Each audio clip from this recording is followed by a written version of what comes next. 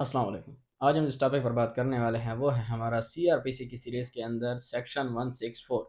पिछली वीडियो में हमने 163 तक कवर किया था। आज हम पढ़ेंगे सेक्शन 164। सेक्शन 164 डील करता है कन्फेशन और स्टेटमेंट के साथ। यानी 164 के तहत दो किस्म की स्टेटमेंट्स हो सकती हैं। एक कन्फेशन जो कि मुल्ज़िम की होती है और एक स्टेटमेंट जो कि कोई भी बंदा आकर रिकॉर्ड करा सकता है। और 164 की किसी और बंदे की जो स्टेटमेंट हम लेते हैं मुल्ज़िम के अलावा, इसका लेने का मकसद और फ़ायदा क्या होता है?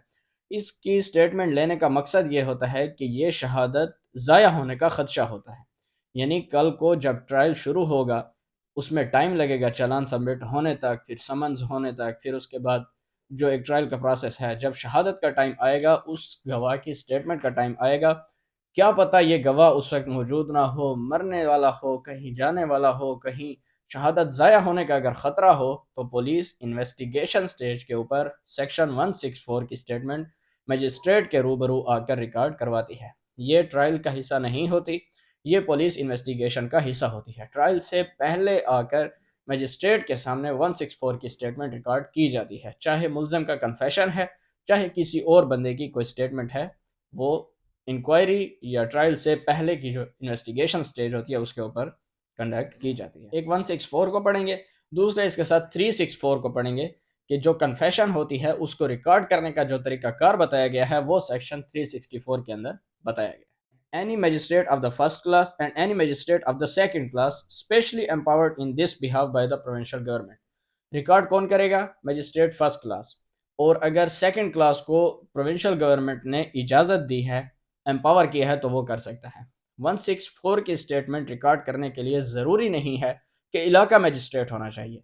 यहाँ की एफआईआर है, मुल्ज़िम पकड़ा गया है पेशावर के अंदर और उसकी वहाँ पर कन्फेशन रिकॉर्ड करानी है, तो उसी मजिस्ट्रेट के पास जाकर हम confession record police confession record करा सकती है। ज़रूरी नहीं है कि ये टेरिटोरियल जुरिस्डिक्शन वाला जिसकी टेरिटरी में एफआईआर हुई है उसकी रिकॉर्ड करना ज़रूरी है, बल्कि कोई भी मजिस्ट्रेट, इसमें हम पढ़ेंगे, कोई भी मजिस्ट्रेट रिकॉर्ड कर सकता है। लेकिन मजिस्ट्रेट इनको रिकॉर्ड करने से घबराते हैं, अपनी जान छुड़ाते हैं। वो कहते हैं कि इलाका मजिस्ट्रेट के पास ले जाएं। क्यों? उसकी वजह यह है कि कल को उसी मजिस्ट्रेट को गवाह के तौर पर पेश होना पड़ता है और फिर वकील उसके ऊपर जरा करते हैं, तो फिर उनको इस चीज़ से बचने के लिए वो कहते हैं कि हमारे तक बस ये नौबत ही ना आए। मैंने खुद अपने केसेस में देखा है कि कन्फेशन रिकॉर्ड हुई थी, फिर हमने जज साहब जो यहाँ से अब ट्रांसफ़र होकर पेशावर चले गए थे, उनका हमने वीडियो लिंक के ऊपर फिर हमने क्रॉस किया था। ट्रायल के पहले इन्वेस्टिगेशन स्टेज के ऊपर मजिस्ट्रेट के रूबरू इसकी कन्फेशन को या किसी भी बंदे की स्टेटमेंट को रिकॉर्ड कराया जाता है। Any such statement may be recorded by such magistrate in the presence of accused and accused given an opportunity of cross-examining the witness making the statement. मुल्ज़िम की मौजूदगी के अंदर ये स्टेटमेंट होनी चाहिए, मे का वर्ड है। अगर मुल्ज़िम की मौजूदगी में किसी बंदे की 164 रिकॉर्ड की है तो फिर उसको क्रॉस का हक भी दिया जाएगा। यानी किसी बंदे का 164 का स्टेटमेंट रिकॉर्ड कराने के लिए पुलिस ले आई है, उसका 164 हो गया और अगर वहाँ पर मुल्ज़िम भी मौजूद है तो अभी तक ट्रायल शुरू हुआ ही नहीं है, इन्वेस्टिगेशन स्टेज है। इसके ऊपर भी वो इस स्टेज के ऊपर मुल्ज़िम उस गवाह के ऊपर अपना क्रॉस एग्जामिनेशन कर सकता है, मुल्ज़िम या उसका वकील। Such statement shall be recorded in such of the manner herein prescribed for recording evidence as, in his opinion, best fitted for the circumstances of the case. Such confession shall be recorded and signed in manner provided in section 364. Confession record करने का तरीका है वो 364 के मुताबिक किया जाएगा और मजिस्ट्रेट के रूबरू किया जाएगा। A magistrate shall, before recording any such confession, explain to the person making it that he is not bound to make confession. अब मजिस्ट्रेट ने क्या करना है? मजिस्ट्रेट ने सबसे पहले मुल्ज़िम को कहना है कि आप ये कन्फेशन कराने के बाउंड नहीं हैं। फिर उसे कहेगा that if he does so it may used as evidence against him. और दूसरा क्वेश्चन उससे ये करेगा कि क्या आप आपको पता है कि ये एविडेंस, ये स्टेटमेंट आपके खिलाफ फिर एज ए एविडेंस भी पेश हो सकती है। फिर and no magistrate shall record any such confession unless upon questioning the person making it was made voluntarily, and when he records any confession he shall make a memorandum at the foot of such recording to the following effect. 3 question करेगा। आप अपनी मर्जी से कराना चाहते हैं, ये आपके खिलाफ साबित भी हो सकती है। आपके ऊपर कोई जोर नहीं है, अगर आप ना कराना चाहें तो आप लिबर्टी पर हैं। वॉलंटरली अगर कराना चाहते हैं तो ठीक, वरना आपके ऊपर ज़बरदस्ती नहीं है। 3 क्वेश्चन का जवाब देने के बाद वो कहेगा कि हाँ, तो फिर उसका रिकॉर्ड किया जाएगा। फिर उसके बाद ये मेमोरेंडम वो जज साहब लिखेगा। कैसे? आई ए बी, जज का नाम, explain to the name accused that he is not bound to make a confession. मैंने उसको कहा कि कन्फेशन आपके लिए ज़रूरी नहीं है कराना, आप बाउंड नहीं है। If he does so any confession he may make be used as evidence against him, आपके खिलाफ एज एविडेंस भी यूज हो सकती है। Believe that this confession was voluntarily made, और मैं बिलीव करता हूँ कि ये वॉलंटरली हुई है। It was taken in my presence and hearing, मेरी मौजूदगी में हुई है।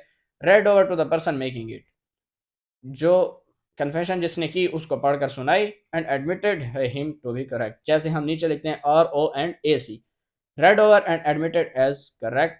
उर्दू में लिखते हैं सुनकर दुरुस्त तस्लीम किया, ये वो बात कर रहे हैं। And it contains a full and true account of the statement made by him, और जो भी यानी कि उसने बात की है, ये जैसे उसने कहा है उसी तरह हमने लिखा है। फिर नीचे जज अपना साइन करेगा। आगे एक्सप्लेनेशन है, it is not necessary that a magistrate receiving and recording a confession और statement should be a magistrate having jurisdiction in this case, यानी वही बात आ गई, ज़रूरी नहीं है कि इलाका मजिस्ट्रेट होना चाहिए, कहीं पर भी किसी भी मजिस्ट्रेट से 164 की स्टेटमेंट हम रिकॉर्ड करवा सकते हैं। इसके साथ अब हमने पढ़ना है 364।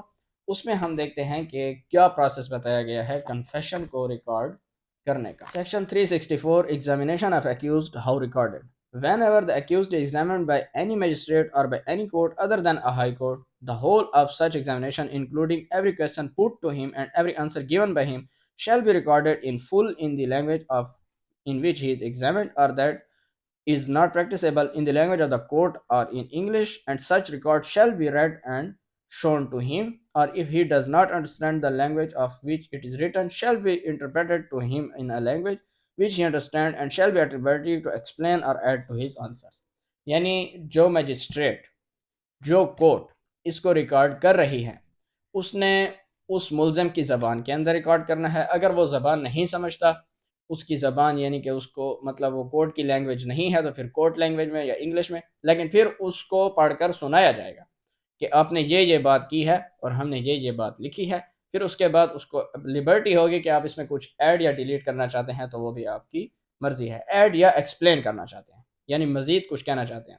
फिर when the whole is made comfortable to what he declares is truth, the court shall be signed by the accused and the magistrate or judge of such court।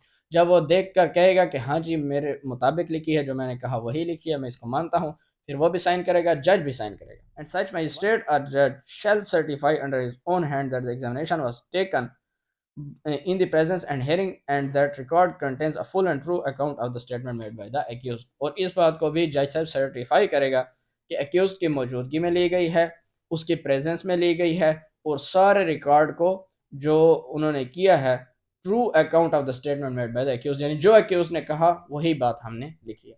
In a case in which the examination of the accused is not recorded by the magistrate or judge himself, he shall be bound as the examination proceeds to make memorandum thereof in the language of the court or English, if he is sufficiently acquainted with the latter language, and such memorandum shall be written and signed by the magistrate or judge in his own hand and shall be annexed to the record। सब class 3 के अंदर बताया गया है कि अगर जज साहब रिकॉर्ड नहीं करते तो वो अपनी इनएबिलिटी लिखेंगे कि, और रीज़न लिखेंगे कि उन्होंने क्यों रिकॉर्ड नहीं कराई, और वो साथ में ये भी लिखेंगे कि हुई मेरी मौजूदगी में है लेकिन मैंने रिकॉर्ड नहीं कराई, उसकी वजह लिखेंगे कि क्यों नहीं कराई, और लैंग्वेज वही सारा प्रोसेस। सब क्लास 4 के अंदर बताया गया है कि ये जो 364 का हमने प्रोसीजर पढ़ा है, ये सिर्फ 164 के स्टेटमेंट के ऊपर अप्लाई होगा, और 263 की जो एक्यूज की स्टेटमेंट समरी ट्रायल में की जाती है उसके ऊपर एप्लीकेबल नहीं होगा।